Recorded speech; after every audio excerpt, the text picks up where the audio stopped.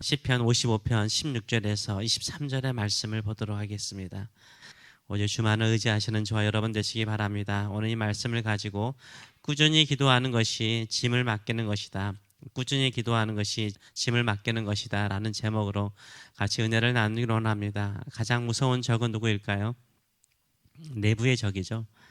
나를 가장 잘 아는 사람이 나를 배신할 때 가장 무서운 적이 됩니다. 측근의 배신, 또 친구의 배신이 가장 무서운 순간이죠. 나의 등 뒤에서 비수를 꽂을 수 있기 때문입니다. 다윗은 용사였습니다. 전쟁하는 군인이었습니다. 거의 한평생 전쟁을 누비면서 생명을 걸고 싸웠던 군인이었습니다. 하나님께서 다윗에게 성전 건축을 허락하지 않는 이유를 여러 가지 있는데요. 그 가운데 하나가 무엇입니까? 역대상 28장 3절의 말씀을 보게 되면 하나님이 내게 이르시되 너는 전쟁을 많이 한 사람이라 피를 많이 흘렸으니 내 이름을 위하여 성전을 건축하지 못하리라 하셨느니라 라고 말하고 있어요. 다윗은 전쟁하는 군인이었습니다. 죽고 사는 것이 한순간에 결정되는 전쟁터에서의 인생을 그는 살아왔습니다. 그래서 다윗에게 가장 무서운 적은 누구일까요? 자기 바로 앞에 있는 적이 아니라 내부의 적이라는 것을 그는 순간순간 많이 깨달았습니다. 다윗 앞에서는 우유처럼 부드러운 말을 하지만요, 그 마음속에는 늘 비수를 꽂고 있는 사람들이 있었습니다. 오늘 21절의 말씀을 보게 되면 이렇게 그는 노래합니다.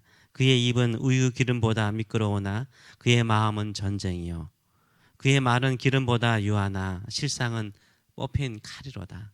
늘 그 마음속에 뽑힌 칼처럼 자기를 죽이려고 하는 사람들이 있었다라고 말합니다. 근데 이런 사람이 누구라고요?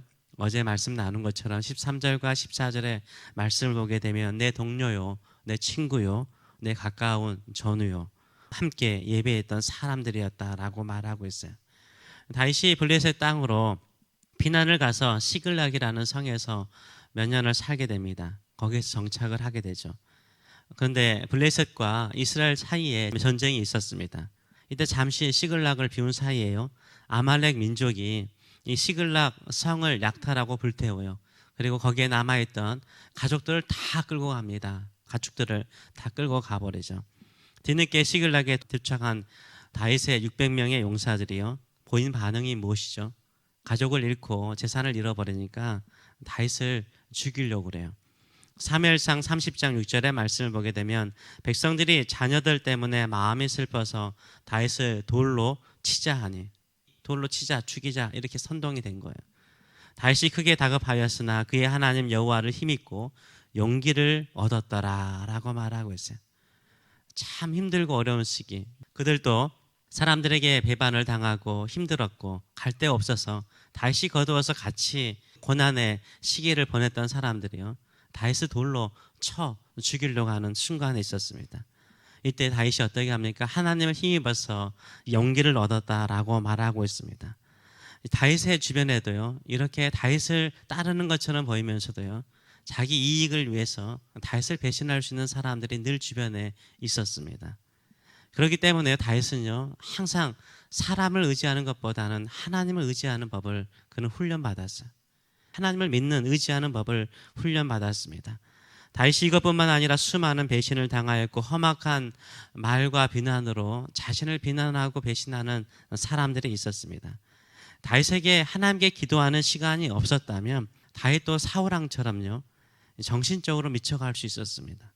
다윗의 마음속에는 거대한 폭풍이, 태풍이 항상 일어나곤 하였습니다. 이럴 때 다윗의 마음에 평안이 임하는 비결은 무엇이었을까요? 수많은 위기와 배신 속에서 힘을 얻었던 비결은 무엇이었을까요? 시편에 나와 있는 것처럼요, 힘없이 첫째는 기도였어요. 늘 기도하는 거였어요. 이미 말씀드린 것처럼 그의 하나님 여호와를 힘입어서 용기를 얻었잖아요. 항상 어디에서 용기를 얻었습니까? 하나님을 의지하면서 힘을 얻었어요. 하나님을 의지하면서 살 용기를 가졌다라고 말하고 있습니다. 오늘 본문 16절과 18절의 말씀을 보게 되면 나는 하나님께 부르짖으리니 여호와께서 나를 구원하시리로다. 저녁과 아침과 정오에 내가 근심하여 탄식하리니 여호와께서 내 소리를 들으시리로다. 나를 대적하는 자 많더니 나를 치는 전쟁에서 그가 내 생명을 구원하사 평안하게 하셨도다라고 찬양하고 있습니다. 다윗은 수많은 대적을 어떻게 이겨내었습니까? 기도였어요. 기도할 때마다 신음하고 탄식했대요. 울부짖어 하나님께 기도했다라고 말하고 있어요. 그때마다 하나님께서 다윗을 구원하시고 그 마음속에 평안을 주셨대요. 평강을 주셨다라고 말하고 있어요. 다윗은 언제 기도했다라고 고백합니까? 저녁과 아침과 정오에 하루에 3번 기도했죠. 여러분도 알다시피 유대인의 달력은 해가 질 때부터요. 해가 질 때부터 하루 시작할 때 그리고 아침에 정오에 기도했다라고 말하고 있습니다. 하루에 3번 기도하는 것은 유대인들의 보편적인 습관들이죠. 예수님도 습관을 따라 기도하셨죠. 예수님도 그 당시에 유대인의 삶의 습관을 따랐기 때문에 기도하셨죠. 사도행전을 보게 되면 사도들도요, 베드로도요, 하루에 3번 꾸준히 기도했던 것을 우리가 알 수 있는 것입니다. 다윗은 하루에 3번 꾸준히 기도했습니다. 기도하지 않고는 살 수가 없었어요. 믿었던 사람에게 배신을 당하고 좀 의지했던 사람이 자신을 이용해서 이득을 취할 때, 내가 곤란할 때, 나를 외면할 때, 내 마음에 거대한 풍이 일 정도로 나를 힘들게 하는 사람이 있을 때요, 다윗은요 꾸준히 가서 기도했어요. 힘들고 어려운 마음을 탄식하며 울부짖어 기도했다라고 말하고 있습니다. 복음성가 가운데 후렴에 이런 게 있죠. 기도는 우리의 안식, 빛으로 인도하리. 앞이 캄캄할 때 기도 잊지 마세요. 참 이 후렴이 좋은 것 같아요. 앞이 캄캄할 때 기도 잊지 마세요. 많은 성도들이요, 앞이 캄캄할 때 기도를 잊어버려요. 빛을 보지 못하는 거예요. 다윗은요 꾸준히 시간을 내어서 기도했어요. 앞이 캄캄할 때가 너무나 많았거든요. 참 의지할 만한 사람이 자신을 배반하고 이득을 취하게 해서 자신의 명령을 따르지 않고, 나중에 보겠지만요, 그런 사람들이 많았어요. 기도하면서 하나님을 의지하는 법을 배웠습니다. 앞이 캄캄하십니까? 기도 잊지 마세요. 기도하면 하나님께서 우리를 구원하여 주실 줄 믿습니다. 기도하면 우리 마음속에 생겨나는 모든 태풍들을 잔잔하게 만들어 주실 줄 믿습니다. 두 번째로는 내 짐을 주께 맡기라라고 말하고 있습니다. 22절의 말씀을 보게 되면 내 짐을 여호와께 맡기라. 그가 너를 붙드시고 의인의 요동함을 영원히 허락하지 아니하시리로다 라고 말하고 있어요. 성경에서 말하는 의인은 도덕적인 의인을 말하는 것은 아니죠. 의인은 믿음으로 말미암아 살리라. 의인은 믿음으로 사는 사람이에요. 하나님을 의지하는 사람이 요동하지 않는 줄 믿습니다. 하나님을 의지하는 사람이 요동하지 않는 거예요. 기도는 모든 짐을 주께 맡기는 거잖아요. 가장 무거운 짐이 마음의 짐이죠. 내 친구, 내 이웃을 믿을 수 없다는 것만큼 내 마음에 큰 짐이 될 때가 없죠. 그래서 가장 불안한 마음일 때가 많아요. 그런 사람을 생각하니까 그런 것 같아요. 하나님을 생각하면 될 것 같아요. 하나님이 나의 보호자 되시고 나의 산성이 되시고 나의 인도자가 되심을 믿으시는 저와 여러분 되시길 축원합니다. 사람을 너무 의지하면 사람을 바꾸고자 하는 마음들이 있어요. 원수도 내가 한번 잘해주면 바뀌겠지. 가까운 사람도 바뀌겠지. 근데 의외로 사람은 잘 바뀌지 않아요. 내가 좀 더 친절하게 선으로 대하면 그들이 변할 것이라고 생각하는데요, 그렇지 않는 거 많이 경험하셨을 것입니다. 내가 함께 기도하고 믿음으로 권면하며 믿음의 성장이 있겠지 생각했는데 그 사람이 정말 위기의 순간에 있을 때 하나님 믿지 않는 순간을 우리가 볼 때가 있어요. 오히려 사람들 사이를 이간질하고 하나님의 언약을 믿지 않는 경우도 많습니다. 다윗은 이들을 이렇게 표현하죠. 19절과 20절의 말씀을 보게 되면 그들은 변하지 아니하며 여호와를 경외하지 아니함이니이다. 그는 손을 들어 자기와 화목한 자를 치고 그의 언약을 배반하였도다 라고 이렇게 표현하고 있습니다.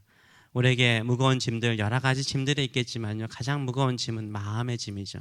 특별히 사람들에게 배신당하는 짐만큼 무거운 짐은 없는 것 같습니다. 그 짐을 주께 맡기시는 저와 여러분 되시길 축원합니다. 그 무거운 짐을 주님께 맡기세요. 원수 갚는 것은 하나님께 맡기라고 말씀하셨어요. 로마서 12장 19절의 말씀을 보게 되면 내 사랑하는 자들아 내가 친히 원수 갚지 말고 하나님의 진노하심에 맡기라. 기록되었으되 원수 갚는 것이 내게 있으니 내가 갚으리라고 주께서 말씀하시니라 라고 말씀하세요. 그래서 우리 인생 가운데 사람으로 인하여서 고통을 받거나 내 마음에 무거운 짐이 있다면 그 주님께 맡기시는 저와 여러분 되시길 축원합니다. 아무리 기도해도 그 사람을 용서할 수 없는데요, 그 사람을 받아들일 수 없는데요. 이렇더라도 계속해서 기도하며 나가세요. 다윗은 저녁과 아침과 정오에 꾸준히 기도했어요. 그 기도하는 것이 뭡니까? 짐을 맡기는 것이었어요. 내 마음에 무거운 짐을 맡겨야만이 내 마음에 평안이 임하기 때문인 것입니다. 저는 그 짐을 맡기는 것이 꾸준히 기도하는 것이라고 생각을 해요. 꾸준히 기도하는 것. 제가 새벽에 303을 타고 오는데요. 로컬이기 때문에 새벽이고 또 밤이라서 짐차들이 많습니다. 트레일러도 있고요. 긴 트레일러, 덤프 트럭들이 많이 지나갑니다. 새벽이라서 많이 지나가는데 오다 보면 조그만 언덕이 하나 있습니다. 일반 차량들은 그냥 쉽게 올라가요. 어렵지 않게 올라갑니다. 근데 그 중간쯤에 신호등이 하나 있어요. 덤프 트럭이라든가 트레일러도 파란 불일 때 샥 생생하게 샥 올라가죠. 가속력을 받아가지고 슉 올라가요. 근데 신호등에 딱 걸리잖아요. 정지하잖아요. 한번 올라가는데요. 신호등 거의 꺼질 때까지요. 못 올라가더라고요. 되게 힘들어 하더라고요. 짐이 있으니까 더 올라가기 힘든 것 같아요. 짐이 무거울수록 어떻게 해야 돼요? 계속 가면 저 차가 짐이 무거운지 가벼운지는 모를 정도로 잘 가요. 근데 짐이 있는데 한번 딱 정지해 버리잖아요. 그러면 올라가기가 되게 힘든 것을 제가 새벽마다 봅니다. 오늘도 신호등에 걸려있는 한 덤프 트럭 한참 정말 힘들게 올라가더라고요. 장난감보다 더디게 올라가는 것처럼 느껴지더라고요. 그런 모습을 보면서 오늘 이 말씀이 생각나더라고요. 아, 그렇구나. 한번 정지하면 내 짐이 무겁다고 내가 기도를 쉬어버리고 신앙생활 쉬어버리고 그냥 딱 하면 다시 시작하기가 그렇게 힘들어요. 다시 올라가기가 그렇게 힘들어요. 근데 짐이 무거울수록 어떻게 해야 돼요? 꾸준히 기도하는 거예요. 꾸준히 하나님 의지하는 거예요. 하나님 바라보는 거예요. 그럼 마음의 평강이 임해요. 요동함이 없어요. 왜 그렇습니까? 하나님이 붙들어 주시기 때문이에요. 하나님 우리의 마음과 우리의 심령을 붙들어 주시기 때문인 줄 믿습니다. 그래서 꾸준히 기도하는 것이요, 결국 짐을 맡기는 거예요. 하나님의 평강이 우리 안에 임하는 통로가 되는 줄 믿습니다. 이런 믿음을 가지고 주만 의지하시는 저와 여러분 되시길 축원합니다. 주께 힘을 얻고 나가시는 저와 여러분 되시길 축원합니다. 기도하겠습니다. 살아계신 하나님 아버지, 그렇습니다. 정지하는 짐차는, 무거운 짐을 가진 짐차는 오르기가 그렇게 힘들어 하는 것을 우리가 봅니다. 우리는 꾸준히 갑니다. 더디더라도 꾸준히 기도하며 나갑니다. 내 짐을 주께 맡기고 주님 의지하며 나갑니다. 주께 힘을 얻고 나갑니다. 오늘도 이 시간에 우리의 무거운 짐, 특별히 마음의 짐들, 인생의 짐들 다 주께 맡깁니다. 이미 주께서 십자가에서 모든 것을 지시고 우리의 짐을 가볍게 하신 줄 믿습니다. 오직 십자가의 은혜 의지하고 부활의 능력 의지하고 주만 따라가는 자 되게 하여 주시옵소서. 우리 인생보다 더 힘든 인생, 전쟁터의 인생을 한평생 살았던 다윗은 저녁과 아침과 정오에 꾸준히 기도하였습니다. 자신의 힘들고 어려운 마음을 탄식으로, 슬픔으로 고백하며 나갔을 때 주께서 그 마음에 평강을 주셨습니다. 힘을 주셨습니다. 붙들어 주셨습니다. 영원히 요동하지 않도록 힘을 주셨습니다. 오늘도 우리의 삶에 이런 은총이 있도록 은혜 도와여 주시옵소서. 꾸준히 변함없이 주만 바라보고 의지하며 기도하오니 우리의 마음에 하늘의 평강을 주시고 하나님의 뜻이 이루어지는 우리의 인생 될 수 있도록 축복하여 주시옵소서. 감사드리며 예수님의 이름으로 기도하옵나이다. 아멘.